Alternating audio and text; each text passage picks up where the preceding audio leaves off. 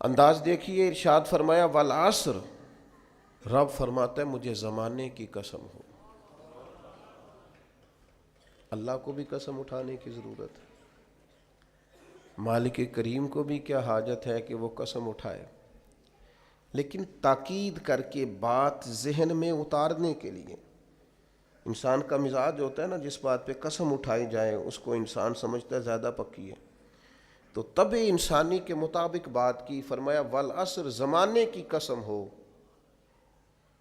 انسان کو پیدا کرنے والا رب قسم اٹھا کے انسان کی ایک بات کرتا ہے، والعصر، مجھے قسم ہو زمانے کی، ان الانسان لفی خسر۔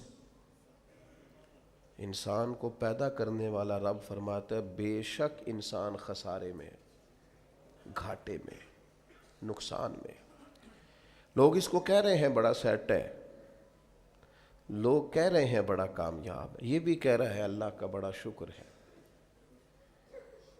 لیکن پیدا کرنے والا رب، انسان کو بنانے والا، اس کو جاننے والا رب فرماتا ہے مجھے زمانے کی قسم ہو یہ نقصان میں ہے۔ اور خسارہ، اس خسارے کو نہیں کہتے ہیں کہ لوگ کہتے ہیں میں نے کاروبار کیا تھا تو نفع نہیں ہوا، نقصان ہوا۔ خسارہ اس خسارے کو کہتے ہیں جو اصل مال بھی ضائع ہو جائے، راس المال بھی ضائع ہو جائے تو کہتے ہیں خسارہ ہوا ہے، یعنی اس کے پاس جو تھا اس میں بھی یہ خسارے میں کیا؟ یا اللہ سارے خسارے میں ہے؟ فرمایا نہیں، الا الذین آمنوا، جن میں 4 صفتیں پائی جائیں وہ نہیں خسارے میں۔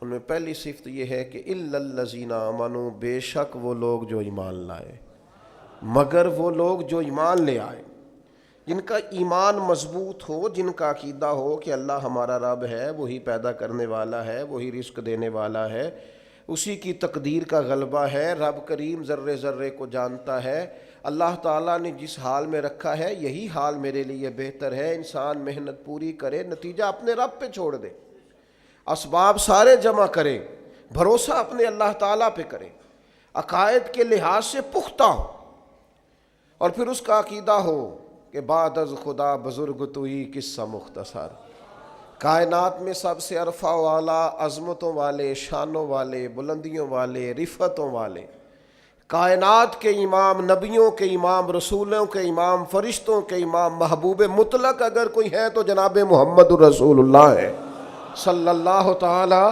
علیہ وسلم۔ سب سے اولا ہو اعلیٰ ہمارا نبی، سب سے بالا ہو اعلیٰ ہمارا نبی، اپنے مولا کا پیارا ہمارا نبی، اور دونوں عالم کا دھولا ہمارا نبی۔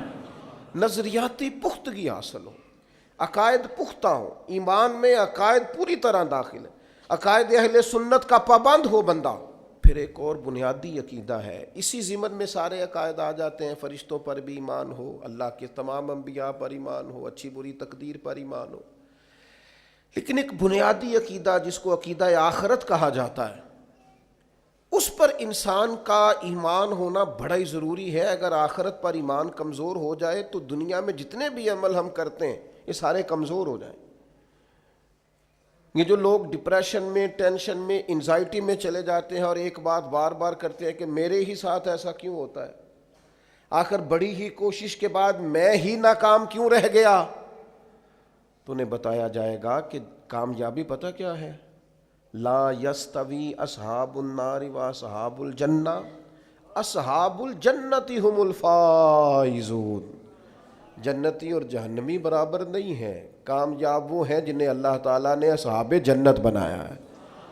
جو جنتی ہیں وہ کامیاب ہیں، جس کو اپنی آخرت کے تعلق سے اللہ تعالیٰ نے فکر سلیم دی ہے، راہ ہدایت دی ہے، اعمال حسنہ پر استقامت دی، اور وہ سمجھتا ہے کہ میں محنت اپنی آخرت کو ٹھیک کرنے کے لیے کر رہا ہوں، جد و جہد میری اپنی قبر کے لیے، حشر کے لیے، آخرت کے لیے۔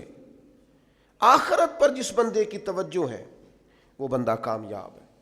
اس لیے دنیا میں اگر دنیاوی طور پر کوئی ناکامی آ بھی جائے تو کوئی اتنی بڑی ناکامی نہیں ہے، اس لیے کہ اصل کامیابی آخرت کی کامیابی۔ تو عقائد مضبوط ہوں، اور پھر عقائد اہل سنت کی پابندی اس کے پاس موجود ہو، نہ رفض کی طرف اس کا رجحان ہو، نہ خارجیت کی طرف اس کا رجحان ہو، اس کے نظریات ستھرے ہوں، اجلے ہوں، خوبصورت ہوں، وہ رسول پاک کی ذات گرامی کی پوری غلامی کرنے والا وہ شخص، تو اس کے نظریات اعلیٰ ہوں۔ تو فرمایا کہ انسان خسارے میں ہے الا الذین آمنوا، مگر وہ لوگ جو ایمان لائے، وعملوا الصالحات، اور جنہوں نے نیک اعمال کیا۔ اور یہاں بات ختم نہیں ہوئی، دو صفتیں اور بھی پیدا کریں۔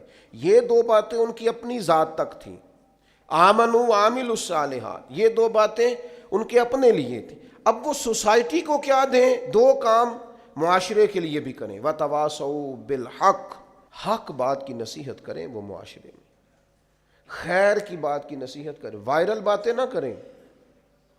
کہ آج کل یہ موضوع چل رہا ہے تو ذرا میں اس پر بولوں گا تو کچھ ویوز میرے بھی بڑھ جائیں گے، وائرل باتیں نہیں کریں وہ، وتواصوا بالحق، وہ حق بات کی نصیحت کریں، کلمہ حق کہیں اور حکمت کے ساتھ کہیں، ادعو الی سبیل ربک بالحکمہ، دانائی کے ساتھ کہیں، لوگوں کو سمجھانے کی نیت سے کہیں، کلمہ حق ان کی زبان پر آئے۔